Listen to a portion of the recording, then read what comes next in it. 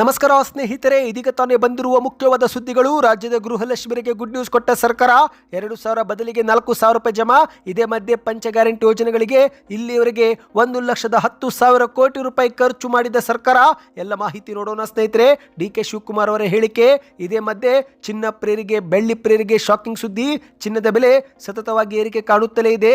ಚಿನ್ನ ಪ್ರಿಯರಾಗಿದ್ದರೆ, ಚಿನ್ನ ಖರೀದಿ ಮಾಡಲು ಯೋಚಿಸುತ್ತಿದ್ರೆ ಈ ಮಾಹಿತಿ ನೀವು ಪೂರ್ತಿಯಾಗಿ ನೋಡಿ. ಇನ್ನು ರಾಜ್ಯದಲ್ಲಿ ಮುಖ್ಯಮಂತ್ರಿ ಬದಲಾವಣೆ ಕುರಿತಂತೆ ಶಾಕಿಂಗ್ ಮಾಹಿತಿ. ಡಿ.ಕೆ. ಶಿವಕುಮಾರ್ ಅವರ ಬೆನ್ನಲ್ಲೇ ಡಿ.ಕೆ. ಸುರೇಶ್ ಅವರು ಕೂಡ ಒಂದು ಪೋಸ್ಟ್ ವೈರಲ್ ಮಾಡಿದ್ದಾರೆ.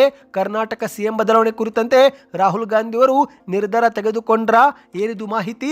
ಎಲ್ಲ ಸುದ್ದಿಗಳನ್ನು ಡೀಟೇಲ್ ಆಗಿ ನೋಡೋಕ್ಕಿಂತ ಮೊದಲು ನೀವು ನಮ್ಮ ಚಾನಲ್ಗೆ ಮೊದಲು ಬಾರಿ ಭೇಟಿ ಕೊಡುತ್ತಿದ್ರೆ ದಯವಿಟ್ಟು ಸಬ್ಸ್ಕ್ರೈಬ್ ಆಗಿ, ಪಕ್ಕದಲ್ಲಿ ಕಾಣಿಸೋ ಗಂಟೆ ಒತ್ತಿ. ಇದರಿಂದ ರಾಜ್ಯದ ಮಾಹಿತಿಗಳು ನಿಮಗೆ ಸಿಗುತ್ತಿರುತ್ತವೆ. ವಿಡಿಯೋಗೆ ಲೈಕ್ ಮಾಡಿ ಮತ್ತು ವಿಡಿಯೋ ಕೊನೆವರೆಗೂ ಪೂರ್ತಿಯಾಗಿ ನೋಡಿ. ಬನ್ನಿ ಸ್ನೇಹಿತರೆ, ಎಲ್ಲ ಮಾಹಿತಿಗಳನ್ನು ಡೀಟೇಲ್ ಆಗಿ ನೋಡೋಣ. ವಿಡಿಯೋ ಶುರು ಮಾಡೋಕ್ಕಿಂತ ಮೊದಲು ನಿಮ್ಮ ಬ್ಯಾಂಕ್ ಖಾತೆಗೆ ಜನವರಿ ತಿಂಗಳಲ್ಲಿ 2,000 ರೂಪಾಯಿ ಜಮಾವಾಯಿತಾ? ಪ್ರತಿಯೊಬ್ಬರು ಕಮೆಂಟ್ ಮಾಡಿ. ಹೌದು ಸ್ನೇಹಿತರೆ, ಜನವರಿ 2026 ತಿಂಗಳು ಮುಗಿಯುವುದರಲ್ಲಿ ಒಂದು ವಾರ ಮಾತ್ರ ಬಾಕಿ ಇದೆ. ಈಗಾಗಲೇ ಕೆಲ ಫಲಾನುಭವಿಗಳಿಗೆ ಸೆಪ್ಟೆಂಬರ್ ತಿಂಗಳ 24ನೇ ಕಂತು ಜಮಾ ಆಗುತ್ತಿದೆ ಎಂದು ಹೇಳಲಾಗುತ್ತಿದೆ. ಹೌದು, ಉತ್ತರ ಕರ್ನಾಟಕದ ಗದಗ, ಹಾವೇರಿ, ಬಾಗಲಕೋಟೆ, ಬೆಳಗಾವಿ ಸೇರಿದಂತೆ ಕೆಲ ಜಿಲ್ಲೆ ಫಲಾನುಭವಿಗಳಿಗೆ 24ನೇವರೆಗಿನ ಕಂತು ಜಮಾವಾಗಿದೆ ಅಂತೆ. ಇನ್ನು ಶಿವಮೊಗ್ಗ ಜಿಲ್ಲೆ ಫಲಾನುಭವಿಗಳಿಗೂ ಕೂಡ ಹಣ ಜಮಾವಾಗಿದೆ ಎಂದು ಹೇಳಲಾಗುತ್ತಿದೆ. ಹೌದು, ಸ್ವತಃ ಸಚಿವ ಲಕ್ಷ್ಮೀ ಹೆಬ್ಬಾಳ್ಕರ್ ಅವರು ಡಿಸೆಂಬರ್ 16ರಂದು ಹಣಕಾಸು ಇಲಾಖೆಯಿಂದ ಅನುದಾನ ಬಿಡುಗಡೆಯಾಗಿದ್ದು ಹಂತ ಹಂತವಾಗಿ ಫಲಾನುಭವಿಗಳ ಖಾತೆಗೆ ಜಮೆ ಆಗುತ್ತೆ ಎಂದು ಹೇಳಿಕೆಯನ್ನು ಕೊಟ್ಟಿದ್ದಾರೆ.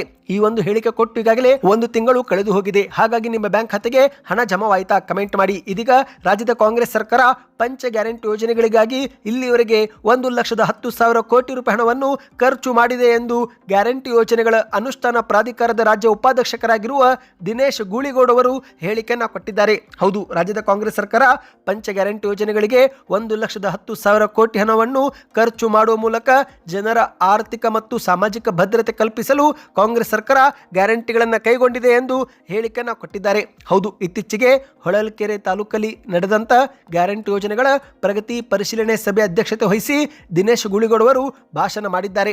ಗ್ಯಾರಂಟಿ ಯೋಜನೆಗಳಿಗೆ ಹಣ ನೀಡುವುದರ ಜೊತೆಗೇನೆ ಕರ್ನಾಟಕದ ಅಭಿವೃದ್ಧಿ ಕಾಮಗಾರಿಗಳಿಗೆ ಬಜೆಟ್ನಲ್ಲಿ ಮುಖ್ಯಮಂತ್ರಿ ಅವರು 1,36,000 ಕೋಟಿ ಹಣವನ್ನು ಮೀಸಲಿಟ್ಟಿದ್ದಾರೆ ಎಂದು ಹೇಳಿಕೆಯನ್ನ ಕೊಟ್ಟಿದ್ದಾರೆ. ಕರ್ನಾಟಕದಲ್ಲಿ ಕಾಂಗ್ರೆಸ್ ಗ್ಯಾರಂಟಿಗಳು ಜಾರಿಗಾದ ಬಳಿಕ ರಾಜ್ಯ ಮಟ್ಟಕ್ಕೆ ಸೀಮಿತವಾಗದೆ ದೇಶದ ರಾಜಕೀಯ ಆಡಳಿತ ಚರ್ಚೆಯನ್ನೇ ಕರ್ನಾಟಕ ಸರ್ಕಾರ ದಿಕ್ಕನ್ನೇ ಬದಲಿಸಿದೆ.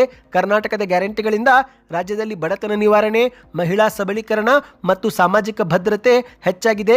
ನಮ್ಮ ಗ್ಯಾರಂಟಿಗಳು ರಾಷ್ಟ್ರ ಮಟ್ಟದಲ್ಲೇ ಹೊಸ ಇತಿಹಾಸ ಬರೆದಿದೆ ಎಂದು ಹೇಳಿಕೆಯನ್ನ ಕೊಟ್ಟಿದ್ದಾರೆ. ಗ್ಯಾರಂಟಿ ಯೋಜನೆಗಳು ಜನರ ಬದುಕಿಗೆ ಆಸರೆಯಾಗಿದೆ.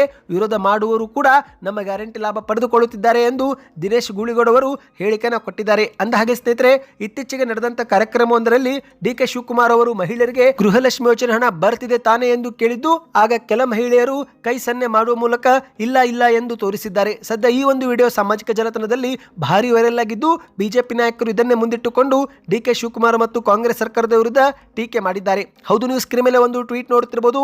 ಇದು ಬಿಜೆಪಿ ಕರ್ನಾಟಕ ಮಾಡಿದ ಟ್ವೀಟ್ ಆಗಿದೆ. ಅಂದುಕೊಂಡಿದ್ದು ಒಂದು, ಆಗಿದ್ದು ಇನ್ನೊಂದು. ಗೃಹಲಕ್ಷ್ಮಿ ಹಣ ಬರ್ತಿದೆ ತಾನೇ ಅಂತ ಬಿಲ್ಡಪ್ ತಗೊಂಡು ಕೇಳಿದ ಡಿ.ಕೆ. ಶಿವಕುಮಾರ್ ಅವರಿಗೆ ಮಹಿಳೆಯರು ಮುಖದ ಮೇಲೆ ಹೊಡೆದಂತೆ ಇಲ್ಲ ಇಲ್ಲ ಅಂದಿದ್ದಾರೆ. ಇದಕ್ಕಿಂತ ದೊಡ್ಡ ಸಾಕ್ಷಿ ಬೇಕೇ? ಕಾಂಗ್ರೆಸ್ ಸರ್ಕಾರದ ಆಡಳಿತದ ವೈಫಲ್ಯಕ್ಕೆ ಜನರೇ ಬುದ್ಧಿ ಕಲಿಸುತ್ತಿದ್ದಾರೆ.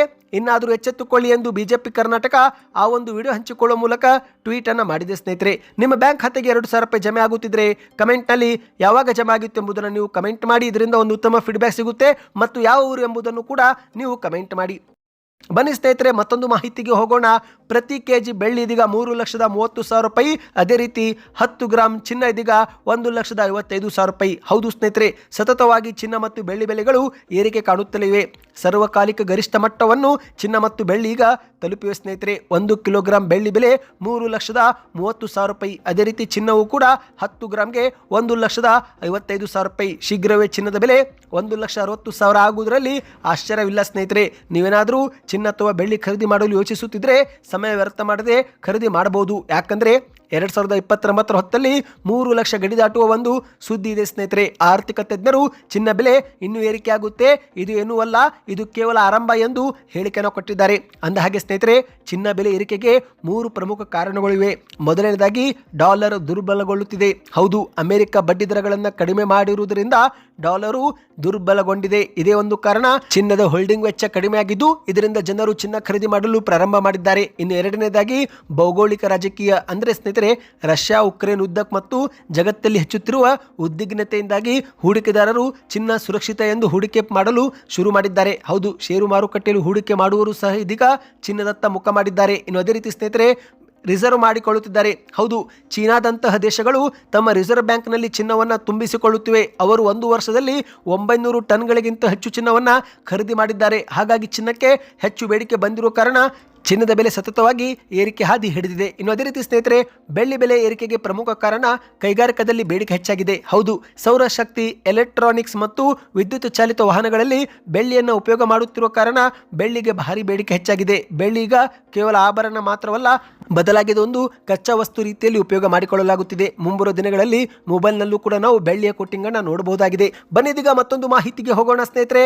ಕರ್ನಾಟಕದಲ್ಲಿ ಮುಖ್ಯಮಂತ್ರಿ ಕುರ್ಚಿ ಬದಲಾವಣೆ ಕುರಿತಂತೆ ಮತ್ತೆ ಭಾರಿ ಸದ್ದು ಕೇಳಿ ಬಂದಿದೆ. ಹೌದು ಸ್ನೇಹಿತರೆ, ಇತ್ತೀಚೆಗೆ ಮುಖ್ಯಮಂತ್ರಿ ಸಿದ್ದರಾಮಯ್ಯನವರು ಕರ್ನಾಟಕ ರಾಜಕೀಯದಲ್ಲಿ ಅತಿ ಹೆಚ್ಚು ಆಡಳಿತ ಮಾಡಿದ ಮುಖ್ಯಮಂತ್ರಿ ಎಂದು ಹೊಸ ದಾಖಲೆ ಬರೆದಿದ್ದಾರೆ. ಹೌದು, ಈ ಒಂದು ಹಿಂದೆ ಮಾಜಿ ಮುಖ್ಯಮಂತ್ರಿ ದಿವಂಗತ ದೇವರಾಜು ಅರಸು ಮಾಡಿರುವ ದಾಖಲೆಯನ್ನ ಸಿಎಂ ಸಿದ್ದರಾಮಯ್ಯನವರು ಮುರಿದಿದ್ದು, ಇದೇ ಬೆನ್ನಲ್ಲೇ ರಾಜ್ಯ ಕಾಂಗ್ರೆಸ್ನಲ್ಲಿ ಮತ್ತೊಮ್ಮೆ ಪವರ್ ಶೇರಿಂಗ್ ಚರ್ಚೆ ಹೆಚ್ಚಾಗಿದೆ. ಹೌದು, ಇತ್ತೀಚೆಗೆ ಮೈಸೂರಲ್ಲಿ ರಾಹುಲ್ ಗಾಂಧಿ ಅವರು ಭೇಟಿ ಕೊಟ್ಟಿದ್ದು, ಈ ಒಂದು ಭೇಟಿ ಬಳಿಕ ಇದೀಗ ಡಿ.ಕೆ. ಶಿವಕುಮಾರ್ ಮತ್ತು ಸಹೋದರ ಡಿ.ಕೆ. ಸುರೇಶ್ ಅವರು ಮೇಲಿಂದ ಮೇಲೆ ಪೋಸ್ಟ್ ಅನ್ನು ಅಪ್ಲೋಡ್ ಮಾಡ್ತಿದ್ದಾರೆ. ಹೌದು ಸ್ನೇಹಿತರೆ, ಈಗಾಗಲೇ ಡಿ.ಕೆ. ಶಿವಕುಮಾರ್ ಅವರನ್ನು ಸಿಎಂ ಸ್ಥಾನದಲ್ಲಿ ನೋಡಬೇಕು ಎನ್ನುವುದು ಮಾಜಿ ಸಂಸದ ಡಿ.ಕೆ. ಸುರೇಶ್ ಅವರ ಬಹುದೊಡ್ಡ ಕನಸಾಗಿದೆ. ಇದೇ ಪ್ರಯತ್ನದಲ್ಲಿ ಡಿ.ಕೆ. ಬ್ರದರ್ಸ್ ಅವರು ನಿರತರಾಗಿದ್ದು, ರಾಜ್ಯಕ್ಕೆ ರಾಹುಲ್ ಗಾಂಧಿ ಬಂದು ಹೋದ ನಂತರ ಡಿ.ಕೆ. ಸಹೋದರರಿಗೆ ಬಲ ಬಂದಂತಾಗಿದೆ ಎಂಬ ಒಂದು ಪ್ರಶ್ನೆ ಮೂಡಿದೆ.